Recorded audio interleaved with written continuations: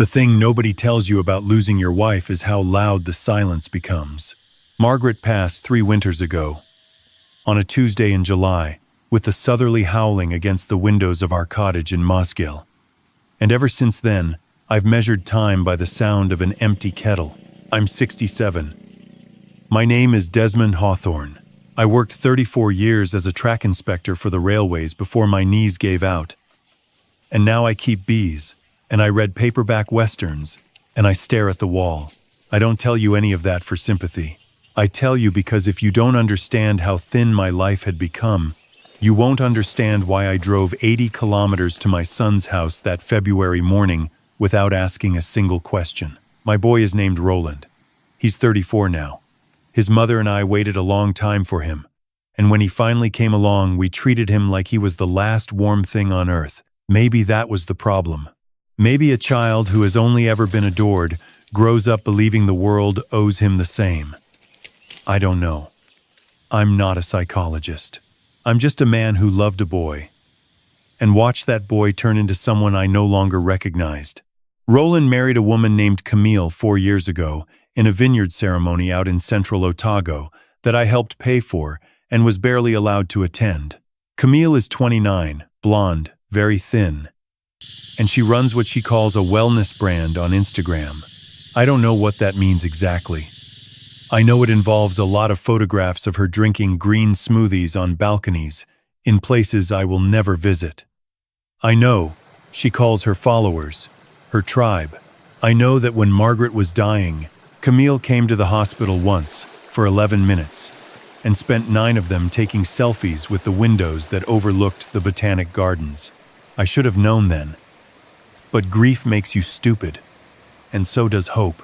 After Margaret died, Roland and Camille got distant in that careful way people do when they want to seem busy rather than cruel. Phone calls became texts. Texts became thumbs-up emojis. Christmas became a card with a printed signature. I told myself they were young, they had their own lives. This is what happens when sons grow up. I told myself a lot of things in those 3 years that turned out to be wrong. Here is what I did not know. Sitting in my cottage in Mosgiel in February, drinking instant coffee and waiting for the bees to wake up. I did not know that my granddaughter existed. Now, I should clarify that. I knew Roland and Camille had a child. Sort of. There had been an announcement 2.5 years ago. A single text message saying Camille had given birth to a girl named Poppy at Dunedin Hospital, weighing 3.1 kilos, mother and baby doing well. I had asked to visit. I had been told they were overwhelmed. Then COVID came, and then Camille's mother got involved. And then there was always some reason. Camille's family lived up in Auckland, and apparently they had first dibs. And Roland once told me on the phone that Camille's mother was very particular about germs, especially from elderly relatives, and I was made to feel that wanting to meet my own grandchild was somehow an imposition. I sent presents. A wooden rocking horse I made in my shed. A knitted blanket Margaret had finished before she got sick. Books. I never got photographs back, not really. Just the ones Camille posted publicly on her Instagram, in which Poppy's face was always turned away or covered by a sun hat, or pixelated out for what Camille called privacy reasons. 2.5 years. I had never held my own granddaughter. I had never heard her laugh. I had begun, in the worst part of my heart, to wonder whether she was actually mine at all, whether Roland had said yes to me being a grandfather only because Camille was already pregnant by someone else and he didn't know how to tell me. I should not have wondered that. I should have driven to that house years ago and pounded on the door. But I was tired, and I was grieving, and I was afraid that if I pushed too hard, I would lose what little contact I had left. This is the cost of being polite. Remember that. Sometimes politeness is just cowardice wearing a nice jumper. The phone call that changed everything came on a Friday morning in early February, around 9:30. I was repotting a citrus tree on the back porch when my mobile rang. It was Roland. "Dad," he said, in that bright voice he uses when he wants something. "How are you, mate? Listen, Quick favor. I told him I was fine and asked what he needed. He told me he and Camille were flying out that afternoon. A wellness retreat, he said. Up in Fiji. 6 nights. All expenses paid because Camille had been gifted the trip by some sponsor. He laughed about how lucky they were. He said the timing was tight.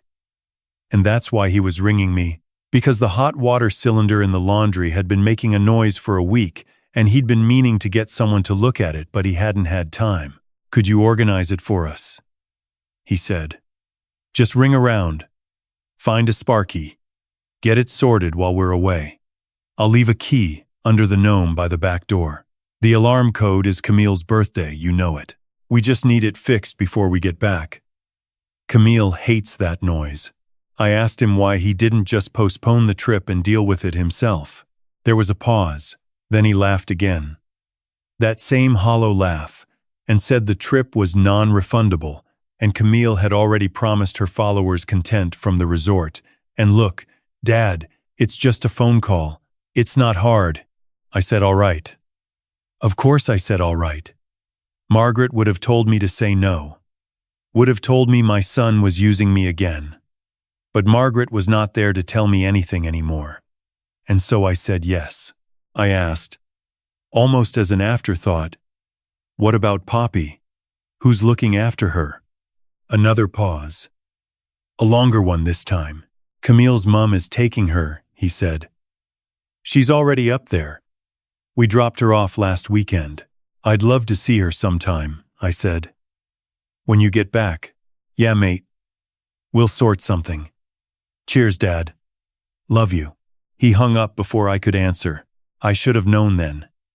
There was something wrong in the cadence of his voice, something rehearsed, and I knew my boy well enough to hear it. But I was already moving toward the kitchen, already opening the drawer where I keep the phone book, already telling myself that my son needed me and that was a good thing, that being needed was better than being forgotten. I rang 4 electricians before I found one who could come the same day. The first 3 were booked solid, 2-week waits. Sorry, mate. The 4th was a woman named Tania Warapanga, ran her own outfit out of Caversham.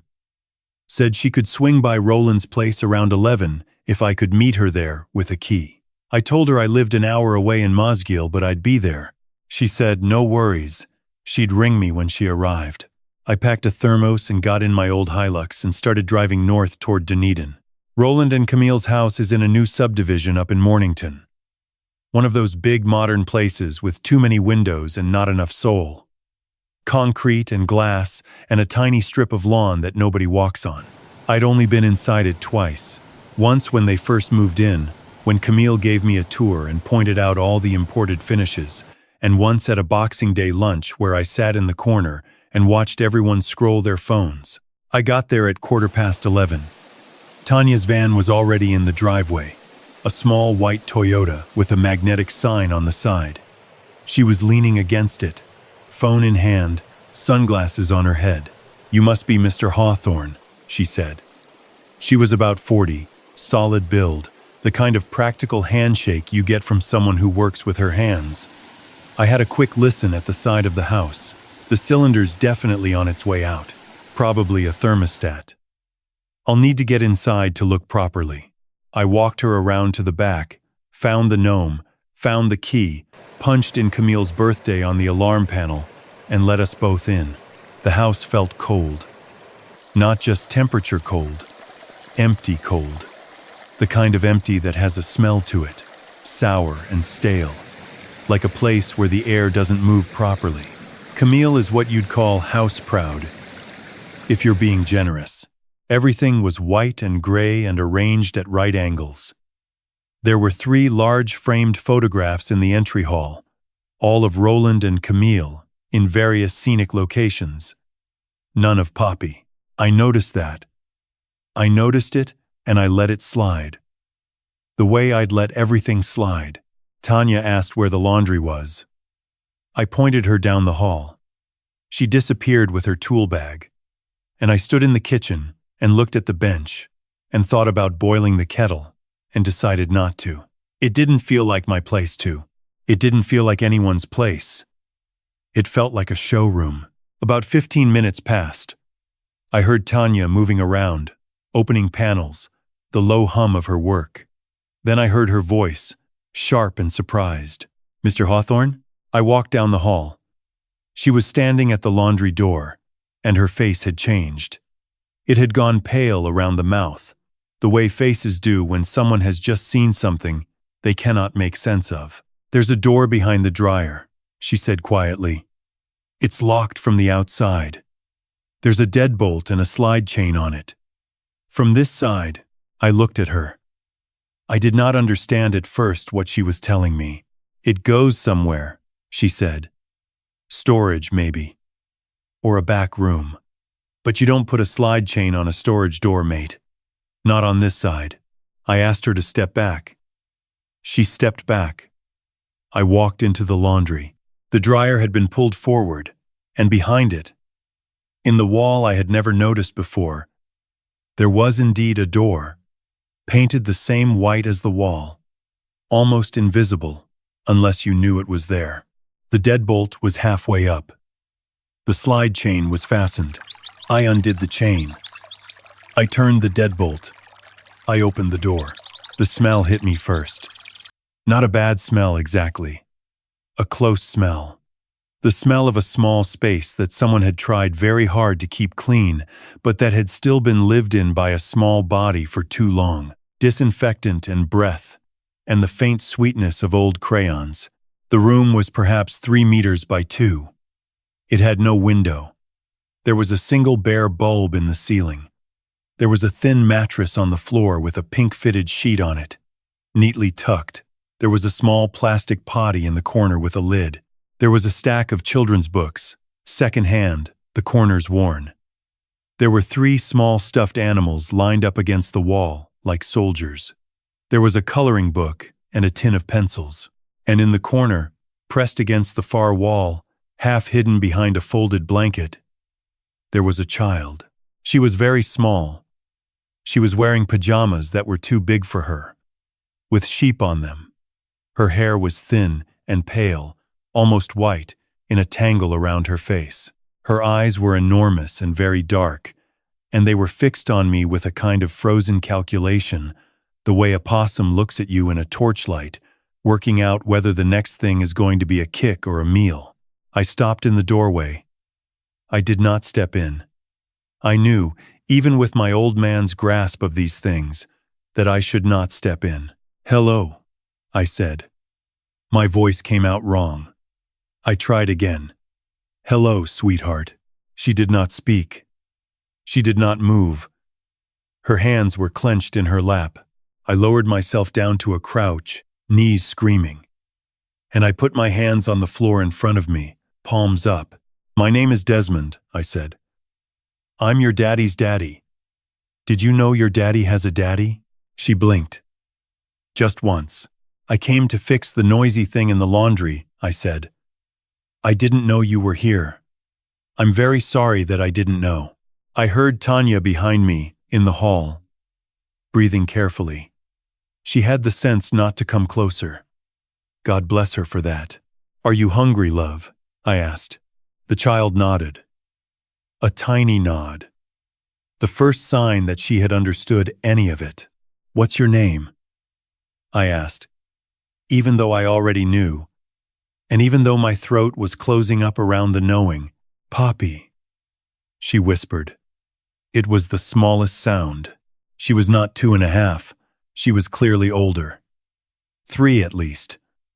Closer to 4, maybe. I am not an expert on children, but I have been around enough of them to know that the girl in front of me had been in this world for at least 3 full years, and not the 2.5 years Roland had told me, which meant they had been hiding her from me for longer than I had even known to look. I asked her if I could come in and sit on the floor near her. She thought about it for a long moment, and then she nodded again. I crawled in, slow, and sat with my back against the wall, an arm's length from her. She did not move toward me, but she did not move further away. "Tania," I called softly. "Could you ring 111, love? Tell them we need the police. Tell them we need a social worker. Tell them there's a child." I heard Tania's footsteps move down the hall. I heard her voice, low and steady, on the phone. I sat there with my granddaughter, and I did not touch her, because I knew she would not have wanted to be touched, and I told her about my bees. I told her their names. I told her about the queen, and how the workers fan their wings to keep her cool in summer, and how every bee in the hive knows exactly what its job is. She listened. She watched my mouth while I talked. After a while she shifted, just a little, so that her knee was almost touching my leg. She asked me, in a voice no louder than a moth, whether I had any food. I had a muesli bar in my coat pocket. I always do. Margaret used to laugh at me for it. I unwrapped it slowly, broke it in half, and offered her one piece. She took it with both hands and ate it the way an animal eats, in fast, small bites, watching me the whole time in case I changed my mind. When she finished, she said, "Are you going to put me back? I will tell you honestly. I have heard a lot of things in my life that hurt. I heard the doctor tell me what was inside Margaret's lungs. I heard my own father, the night before he died, ask me whether he had been a good dad. I heard the news that my best mate from the railways had gone off the Kaikoura cliffs in his ute. None of those things hurt the way this hurt. No, love," I said. "No. Never. Nobody is putting you back." The police came in 22 minutes. 2 officers, a woman and a man, both calm and quiet. Behind them came a social worker, a Maori woman in her 50s named Hera Poo, who I will be grateful to until the day I die. Hera came in and looked at the room and looked at Poppy and looked at me. And then she sat down on the floor too, and she took it from there. I went out into the kitchen and I sat on a chair at the bench, and I did not cry, because I was past crying. I felt as if someone had reached into my chest and taken out something important and replaced it with cold water. Tania made me a cup of tea. She had found the kettle. She did not say much. She sat across from me, and we waited together. And at one point, she put her hand briefly on top of mine, and then took it away. The senior officer, whose name was Sergeant Iris Mahoney, came over after about an hour. "Mr. Hawthorne," she said, "I need to ask you some questions. But first, I need to tell you what we're seeing. There are signs that this child has been confined in this room for a significant period of time. She is underweight for her age. She has a vitamin D deficiency I can see just from her skin. Her pajamas are clean, but she's wearing nappies, which she should not be at her age unless she's been kept in a situation where she had no other option. We'll need a pediatric examination." I asked her how long. "It's hard to say without medical input," she said carefully. "But she's been somebody's secret for a while, months at least. We're talking 3 to 5 months of confinement, possibly longer. She's been fed, and she's been kept warm, and someone has cleaned the room. But she has not been outside this room in a very long time." I asked about Roland, about Camille. Sergeant Mahoney's face was very still. "Your son and his wife are currently in transit to Nadi," she said. "We are coordinating with Fijian authorities. They will be detained on arrival or on return, depending on jurisdictional advice. We will need their financial records. We will need to understand why this child was hidden from her own family, including her grandfather. From what you've told me, this is going to involve some serious charges." I asked her whether I could take Poppy home. She looked at me with great kindness. "Not tonight, Mr. Hawthorne. Tonight she'll go into emergency care with a specialist foster carer who handles trauma cases. But you are her grandfather. You are clearly a fit and willing relative. And Hera will start the kinship care assessment first thing Monday morning. I would be very surprised if Poppy is not placed with you within the week. The system is not always slow when the case is this clear." I went back into the room before they took her. Hera had wrapped her in a soft blanket, and she was sitting on Hera's lap, and she was holding one of her stuffed animals, a gray rabbit with one ear missing, like it was the only thing keeping her on the earth. I knelt down. My knees would pay for it later. "Poppy," I said, "I have to go home tonight. But I'm going to come back. I'm going to come back every day until they let me bring you home with me. Do you understand?" She looked at me with those huge eyes. "Where is home?" she asked. "It's a little house in Mosgiel," I said. "It's got a garden. It's got bees. It's got a spare room with a window. It's got a real window, sweetheart. And it opens. And you can put your face out into the wind." She thought about that. Then she said, "Are there other children?" "Not in my house," I said. "But there's a school down the road, and there's a park, and there's a beach not too far away. There's a whole world that's been waiting for you." She nodded, very seriously, and she said, "Okay." That was the first promise I made her. There would be more. The full picture took weeks to assemble. The police were careful and thorough, and Hera kept me informed at every step because, she said, I was part of the case now, and she wanted the family record to show that one Hawthorne, at least, had told the truth. What I learned was this.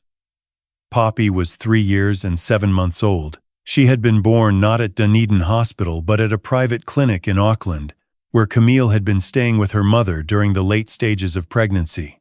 The story I had been told, that she was 2.5, had been a lie from the start. They had shaved more than a year off her age in their reporting to me. Because Camille had decided, before Poppy was even born, that a child did not fit the brand she was building. A baby was an accessory. A toddler was an inconvenience. For the first 18 months, Poppy had been parked with Camille's mother in Auckland. When Camille's mother had had enough and sent her back, Camille had told Roland that they needed to figure something out, because she could not be photographed with a snotty-nosed kid and have her followers know she was a mother. Roland, my son, my own boy, had agreed. They had set up the room behind the dryer. They had told friends and family that Poppy was being raised by Camille's mother. They had taken a small income from the Working for Families tax credit and from a trust fund that Margaret and I had set up for our grandchildren before Margaret died, a fund I had been told was being used for early childhood education, and that had in fact been quietly drained to pay for Camille's gym membership and her cosmetic dentistry and a leased BMW. Poppy had been let out of the room when Roland and Camille were home alone. She had been fed 3 times a day, mostly cereal and peanut butter sandwiches and tinned spaghetti. She had been bathed perhaps once a week. She had been allowed brief access to the lounge in the evenings when the curtains were drawn. She had never been to a doctor, never been to a kindy, never been to a park. She had a small bookshelf in her room, and Roland, to his small and rotten credit, had taught her to read. She knew the names of animals. She did not know the names of streets, or the word for ocean, or what rain felt like on her skin. When Roland and Camille flew out, they had locked her in the room with a stack of pre-packed sandwiches in a cooler, 4 bottles of water, the potty, and a battery-powered nightlight. They had planned to be gone for 6 nights. They had given her, by a pediatrician's later estimate, about 2.5 days' worth of food and water for a 6-day trip. They had assumed she would ration. They had assumed she would survive. They had told themselves, I am sure, that they would deal with it when they got back. I have thought a lot, since then, about what kind of person locks a child in a windowless room for 6 days and gets on a plane to Fiji. I have decided that the answer is not a kind of person at all. It is a kind of absence. It is what happens when there has never been anything inside a person except the desire to be admired. The reason I was called, the reason any of it came undone, was that Camille had complained that morning, just before they left, that the hot water cylinder was making a noise and ruining her last few showers. Roland had panicked, knowing he could not have a tradesperson coming through the house unsupervised with Poppy locked behind the laundry. And so he had decided the safest thing was to have his old, slow, easily managed father organize it remotely. Get the dad to ring around. Get the dad to drive up. Get the dad to oversee a quick fix, in and out. while the dryer stayed pushed against the door and the deadbolt stayed thrown. He had counted on me being too tired and too lonely to look around. He had counted on me being grateful for the scrap of being needed. He had counted on his old dad being the safest man in the world. He had counted wrong. The arrest happened in Auckland, on the tarmac, when their flight from Nadi landed back in New Zealand 8 days later. Sergeant Mahoney rang me herself to tell me. Roland had cried, apparently. Camille had not. Camille had asked, first, whether her phone had been seized, and then, second, whether her followers had been told. The charges, when they came, were heavy. Willful neglect of a child, cruelty to a child, assault on a child, by another, in the legal sense of the confinement constituting assault, theft, for the trust fund money, fraud, for the benefits. The Crown ultimately argued that the confinement constituted ill treatment under Section 195 of the Crimes Act, and they argued it well. Roland received 4 years and 3 months. Camille received 4 years and 9 months, the extra time reflecting the court's view that she had been the architect of the arrangement, and Roland, the weak partner who had gone along with it. Neither of them looked at me when the verdicts were read out. I had thought I would feel something in that moment. Triumph, maybe. Vindication. I did not. I felt, mostly, very tired, and I felt sorry for the child Roland had once been, the one who had ridden on my shoulders at the Otago Farmers Market on Saturday mornings, and asked me solemn questions about whether worms had feelings. That child was gone. That child had been gone for a long time. I just had not let myself see it. The kinship care placement went through in 9 days. Harapo walked it through the system herself. On the 10th day after I found her, I drove up to Dunedin in my Hilux with a child seat in the back that I had bought from the Plunkett shop, and I picked Poppy up from her foster carer, a lovely woman named Ngaire, who had cried when she said goodbye. Poppy was wearing new clothes that Ngaire had bought her. Real ones. A green jumper and corduroy trousers and proper shoes. She climbed into the car seat by herself.